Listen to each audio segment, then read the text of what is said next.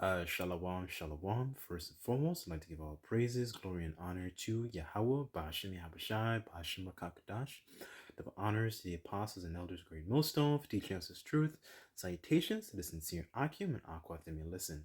May the blessing of election be upon your house.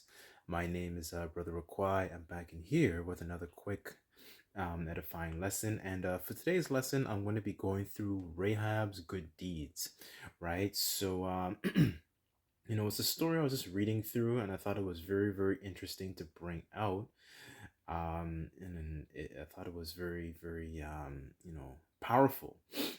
What this woman had did, right? And what I want to do is do a little bit of spiritual extrapolation, and as always, Lord's will that this lesson may be edifying, right, to you, right? So who is Rahab, right? So Rahab is a character that we're introduced. I hate to use the word character, but an individual that we're introduced in the book of Joshua, right? So this is during the time of Joshua where he sends out um, two men to spy, and then they end up in the midst of Jericho, right? And Rahab was one of the harlots that they had come across, and they had found out, essentially, the Rahab, she had heard about the different things that the Most High Yahweh Bashim Shai had done for us, as we were kind of, fleeing out of Egypt, right? So back then we had such a reputation, right? So, what I want to do first is to establish a little bit of context. I want to just read a little bit of the second chapter and what she actually did, right? And I want to jump forth and to the sixth chapter, right? So just bear with me on this. I'm just going to establish a little bit of context. So this is Joshua chapter 2, verse 10, and it reads, "For we have heard how the Lord Yahweh, Bashem Yahushai, dried up the water of the Red Sea for you when ye came out of Egypt, and when ye did unto the two kings of the Amorites that were on the other side of Jordan, Sihon and Og, whom ye utterly destroyed. And as soon as we heard these things, our hearts melt. Neither did there remain any more courage in any man because of you, for the Lord Yahweh is your power. He is your power in heaven above and in earth beneath. Therefore, I pray to you, Salakia, let me read that again. Now, therefore, I pray you, swear unto me by the Lord Yahweh Bashem Yahushai, since I have showed you kindness, that ye will show kindness unto my father's house, and give me a true token, and ye will save you and you will save alive my father and my mother and my brethren and my sisters, and that they have delivered our lives from death, right? So she's hoping that she would essentially have these two men would have mercy upon her, right? And not just her, but her household as well, right? So in regards to what she did, um this is verse 14, and it says, "And the man answered unto her, Our lives are for yours, if ye utter not this our business. And it shall be, when the Lord Yahweh Bashim Yahushai hath given us the land, that we will deal kindly and truly with thee." And she let them down by a cord the window, through the window, Salakia, for her house was upon the town wall, and she dwelt upon the wall. And she said unto them, Get you to the mountain, lest the pursuers meet you, and hide yourselves there 3 days until the pursuers be returned, and afterwards ye may go your way. Right? So in this situation, she was there as someone to actually offer them essentially kind of offer them a helping hand, right? Kind of like how Jonathan was in the midst of David's tribulation when he was being persecuted by Saul. You know, they offered that, you know, that I guess you can call it like comfort, you know, in the midst of that in the midst of that affliction, right? So I'm gonna jump to the sixth chapter. So just bear with me on this.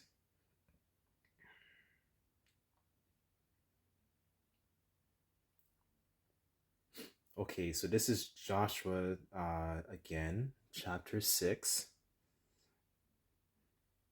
I'm going to start at, just bear with me one second.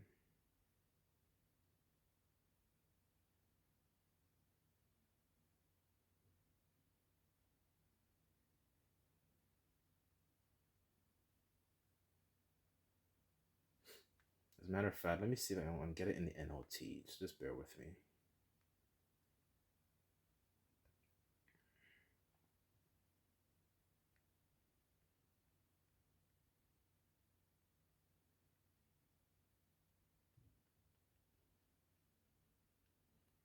Okay, so this is the conquest of Jericho, right? And so I want to read it in the NLT actually.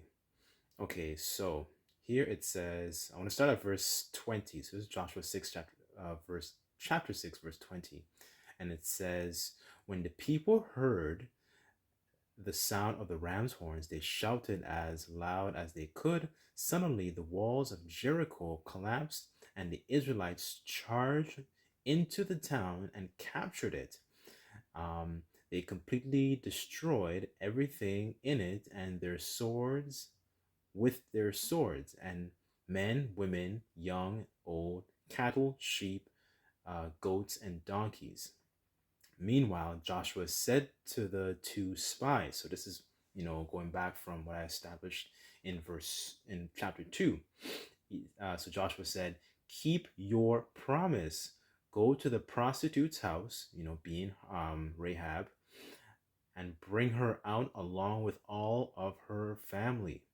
Verse 23. The men who had been spies went in, brought out Rahab, her father, her mother, her brothers, and all her other relatives who were with her. They moved her whole family to a safe place near the camp of Israel. Then the Israelites burnt the town and everything in it. Only things made from silver, gold, bronze, iron were kept for the treasury of the Lord's house. Verse 25, and it says, so Joshua spared Rahab the prostitute and her relatives who were with her in the house because she had hidden the spies Joshua sent to Jericho, and she lives among the Israelites to this day, right? And you know, that's a very it was a very touching story, I thought to myself, because you know, it really goes to show that you know, when you deal kindly and you essentially when you deal um kindly and when you do good, these are the things that can, you know, essentially come back to you, right? So I just want to bring in a couple of scriptures into this account, right? So just bear with me, brothers, and you know, a few sisters that may listen. So this is Proverbs 11:4, and it reads, "Riches profit not in a day of wrath, but righteousness delivereth from death." Right? So you know, there will be coming to a time where we actually don't have, essentially like paper money and carnal riches, right? Because none of these things are going to be even useful in these in the times to come, right? You know, we use a currency that is not even backed by actual gold and silver, you know, due to that Bretton Woods system that the President Richard Nixon had removed back in the 1970s. So, you know, we don't even have a physical commodity actually backing the currency that we use, right? But but if you understand the spiritual rewards of what Rahab actually had done for these two men, essentially we have an ability to reap essentially spiritual money that we can hopefully be able to withdraw in times to come. Like imagine, the city being besieged, and the things that you have done, sown in the spirit, right? Be able to withdraw these things, and lo and behold, you're actually delivered out of the situation, right? And also I was thinking about another aspect to this as well, because you know, I don't know every brother's situation. Like, none of us are, harlots or anything like that. But if you really think of it, um, us, we were essentially harlots in the spirit, because before we had actually woken up to the understanding of who we are as a people. We were worshiping, different other gods, JC and Buddha and Islam and this and that, worshiping ourselves. So essentially, we were likened unto, harlots in the spirit, right? We weren't chaste virgins, right? Like it says in I think that's 2 Corinthians chapter 11, right? So, how much more does that mercy can be placed upon us, right? How much more us, right? Now we've been, our minds have been changed, and we look to put off that old man, right? But, through these good deeds that we do in this grace period that we have, is so important, where we can actually withdraw these things, and hopefully that the Lord has mercy upon us in the midst of judgment, like it says in Habakkuk chapter 3, right? So uh, let's go to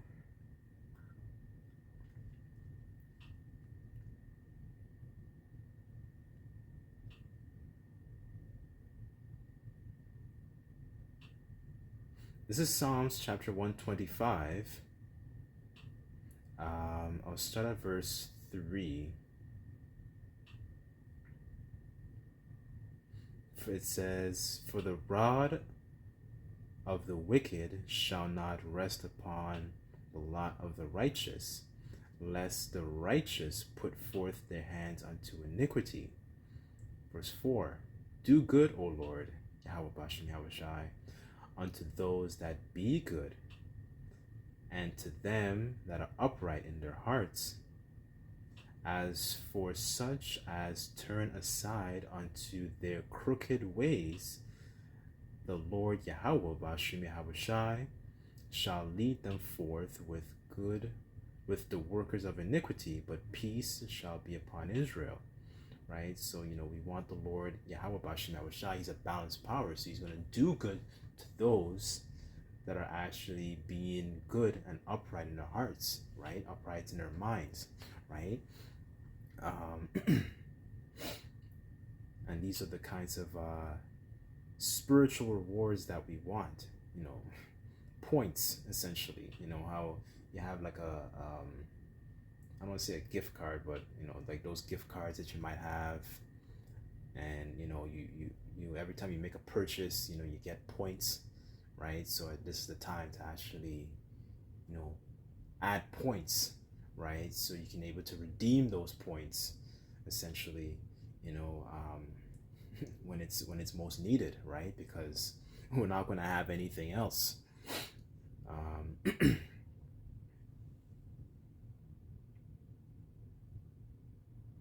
Okay, this is Sirach chapter 12. I'll start at verse 1, but the point is in 2. It says, "When thou wilt do good, no..." So let me start it again. It says, "When thou wilt do good, know to whom thou doest it," right? So essentially, when you do something for someone, when you're doing good for somebody, know who you're doing it to, essentially, right? And so in Rahab's case, they were spies that were sent, by Joshua, and Joshua was, that essentially he was like the mediator at the time after the passing of Moses, right? Thou shalt thou be thanked for thy benefits. Verse 2, and it says, do good to the godly man, and thou shalt find a recompense, right? A payback, right? And and it's continuing on, it says, and if not from him, yet from the Most High Yahweh Bashim Yahushai, right? So imagine that, because the Most High Yahweh Bashim Yahushai is, also makes note of these things, right? So in times of trouble, and when they began to storm upon the city of Jericho, right? They took over. It said that the man, women, cattle, sheep, they were all taken away, right? But they said, okay, Rahab and her mother and her father and her family and her household, where they were all spared, right? So how much more us who wants to be spared in the times of troubles and times of things to come, right? You know, right? So that's about it really. And but Yahweh Ratazat, this video was edifying. I really thought it was a good account to actually bring out on this kind of information, because through that one woman's actions, you know she was able to receive mercy upon her whole household. And that's something that we definitely would want in times of Jacob's trouble, and this year coming out, and that's playing out, right? You have wars and rumors of wars brewing in the Middle East, and you have America is decaying from the inside out, right? So how much more is that mercy needed, for us in these times, right? So anyways, I thought it was a good account to actually bring out, something to think about. And I'll just end it off there. I won't ramble. But hopefully this video was, as always, was edifying. And I'd just like to give all praises, glory, and honor to Yahweh Bashim Yahweh Shai, Bashim Makakadash. Double honors to the apostles and elders of Great Millstone for teaching us his truth. Till next time, I say Shalom.